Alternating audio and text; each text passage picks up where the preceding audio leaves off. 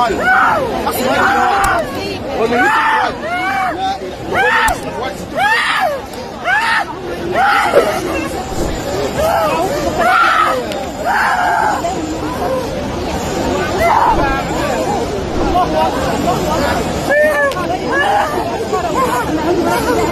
السلام علیکم ورحمۃ اللہ وبرکاتہ۔ ابھی آپ نے یہ ویڈیو دیکھی جو میں نے آپ کو دکھائی، اور اس ویڈیو میں آپ نے کیا دیکھا کہ ایک عورت بڑی چیخ و پکار کر رہی ہے، رو رہی ہے۔ کیا اس کے کوئی درد ہو رہا ہے، یا یہ بیمار ہے، یہ پریشان ہے، یہ کس وجہ سے یہ اتنی رو رہی ہے، اتنی چیخ و پکار کر رہی ہے؟ تو اس واقعے کو میں آپ کے سامنے بتاؤں۔ اس واقعے سے ہمیں ایک سبق ملتا ہے۔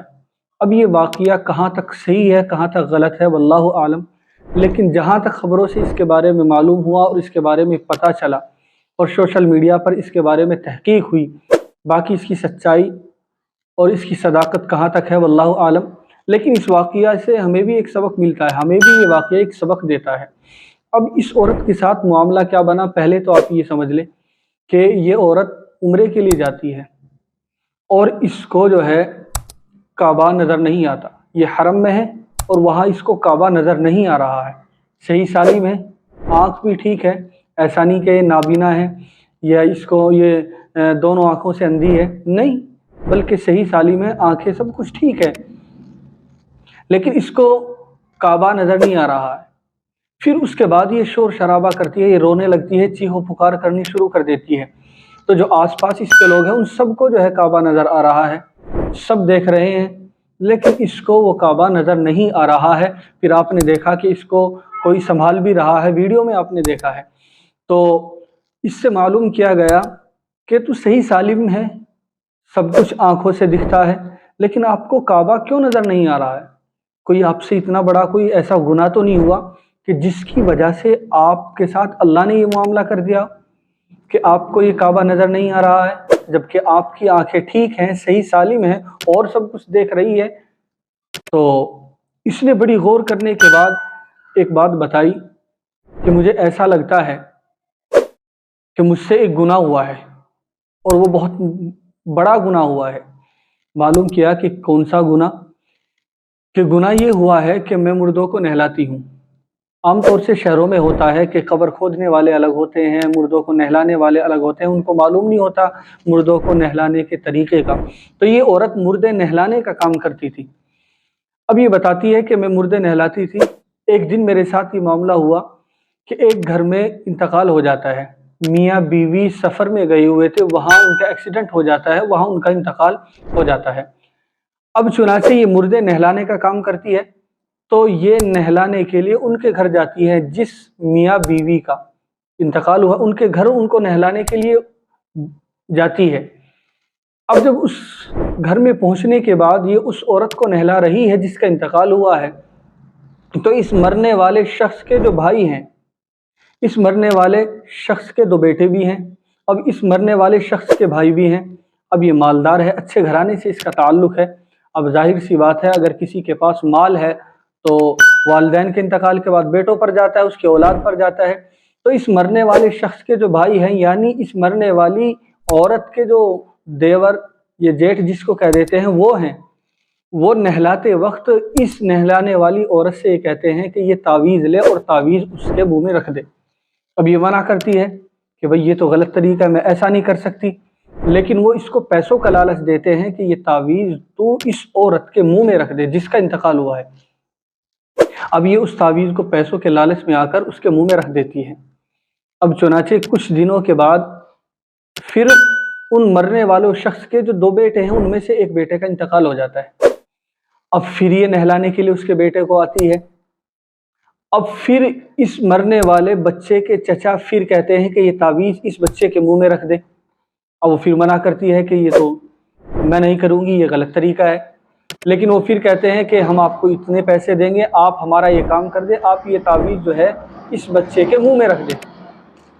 اب چنانچہ وہ پھر اس تعویذ کو اس بچے کے منہ میں رکھ دیتی ہے۔ اب چنانچہ بچے کے منہ میں اس تعویذ کو رکھ دیا، اس کی تدفین ہو جاتی ہے۔ کچھ دنوں کے بعد پھر ایک بچہ جو بچا ہوا تھا وہ بھی انتقال کر جاتا ہے۔ اب چنانچہ یہ اس کے متعلق بڑی فکر مند ہوئی کہ مجھ سے انہوں نے کیا عمل کرایا، کہ پہلے تو ان کی ماں کے منہ میں انہوں نے جو ہے تعویذ رکھوایا، پھر اس کے بعد ان کا بیٹے کا انتقال ہوا، اس کے منہ میں انہوں نے تعویذ رکھوایا۔ تو اس تعویذ کے متعلق پتہ چلا کہ شفلی علم یعنی جادو ٹونا جو ہوتا ہے، اس کے ذریعے سے یہ مرنے والے شخص کے دونوں بیٹوں کو مارنا چاہتے تھے، اور پھر اس کے بعد جو اس کی جائیداد تھی یہ اس کے بھائی اس کو حاصل کرنا چاہتے ہیں۔ تو اس لالچ میں، اس مال کے لالچ میں انہوں نے یہ عمل کیا کہ شفلی علم یعنی جادو ٹونا جو ہوتا ہے، وہ جادو کے ذریعے سے، شفلی علم کے ذریعے سے جو ہے ناجائز حرام کام کے ذریعے سے ان بچوں کو مارنے کے لیے جو ہے انہوں نے یہ عمل کیا کہ بچے مر جائے جادو ٹونے کے ذریعے سے، اور ان کی دولت ہمیں حاصل ہو جائے۔ تو یہ کہتی ہے کہ میں نے وہ عمل کیا، پھر میں نے اس کے بعد جو ہے اس کے بارے میں سوچا کہ جو ہوا چلو ہو گیا، بات ختم کروں۔ لیکن میں جب عمرے کے لیے آئی تو مجھے جو ہے حرم میں پہنچ کر کعبہ نظر نہیں آ رہا تھا۔ پھر میرے ذہن میں خیال آیا کہ میں نے آج تک اپنے اس عمل سے توبہ نہیں کی، اور ہو سکتا ہے میرے ساتھ یہ معاملہ اس وجہ سے بنا ہو۔ پہلی بات تو یہ کہ تعویذ کے ذریعے سے اولاً تو کسی کو مارا نہیں جا سکتا، لیکن بہرحال واللہ عالم اس واقعے میں کہاں تک سچائی ہے۔ دوسرا ہے کہ اس واقعے سے ہمیں ایک سبق ملتا ہے کہ بعض مرتبہ انسان گناہ کرنے کا ایسا عادی ہو جاتا ہے، اور گناہ کرنے کے بعد اس کے دل کو احساس بھی نہیں ہوتا، اور نافرمانی کرنے کے بعد اللہ کی اسے جو ہے دل کے اندر ایک تڑپ بھی نہیں ہوتی کہ مجھ سے گناہ ہو رہا ہے، میں توبہ کر لوں اللہ سے۔ اللہ تبارک و تعالیٰ کا غضب اتنا بڑھ جاتا ہے، اللہ کے غضب کو اتنا جوش دلا دیتے ہیں اس کی نافرمانی اور اس کے گناہ، کہ اللہ بڑی بڑی عبادتوں سے اسے محروم کر دیتے ہیں۔ ہم نے دیکھا ہے بہت سے ہوتے ہیں ایسے کہ دولتوں کے انبار ہیں، دولت بہت ہے ان کے پاس، کبھی وہ دبئی جاتے ہیں گھومنے کے لیے، کبھی کشمیر جاتے ہیں گھومنے کے لیے، لیکن اللہ ان کو عمرے کی توفیق نہیں دیتا۔ دولت بہت ہے، حج فرض ہے اس کے اوپر، لیکن اللہ حج کی توفیق نہیں دیتا اس کو، اس لیے کہ اللہ تبارک و تعالیٰ اس کو بھٹکا دیتے ہیں۔ گناہوں کی نحوست اس پر ایسی ہو جاتی ہے کہ اللہ سجدوں کی توفیق سلب کر لیتے ہیں۔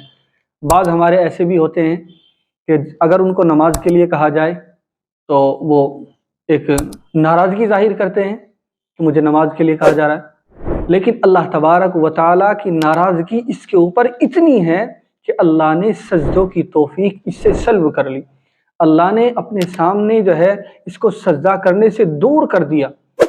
تو میرے عزیزوں، بعض گناہ ایسے ہوتے ہیں، چھوٹا ہو یا بڑا ہو، گناہ ہوتا ہے۔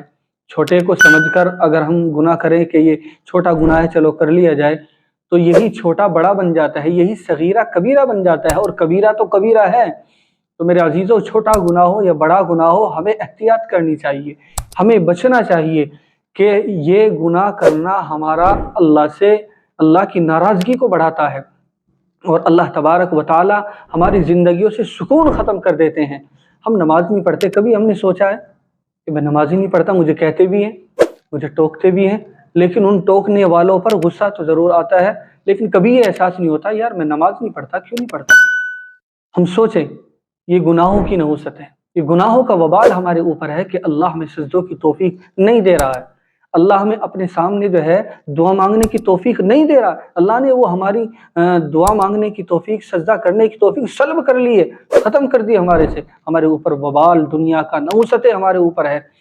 تو اس واقعے سے یہ واقعہ کہاں تک صحیح ہے، کہاں تک غلط ہے، جہاں تک اس کے بارے میں سوشل میڈیا پر دیکھا اور اس کی تحقیق ہوئی اور سنا، تو یہ واقعہ میں نے آپ کے سامنے بیان کر دیا، لیکن اس واقعے سے ہمیں خود بھی سبق ملتا ہے۔ بہرحال اس کے ساتھ کیا معاملہ بنا، لیکن ہمیں خود اس سے سبق حاصل ہوتا ہے کہ اس مردہ نہلانے والی عورت کو جو ہے کعبہ نظر نہیں آ رہا ہے، اور وہ کہتی ہے کہ مجھ سے یہ عمل ہوا تھا۔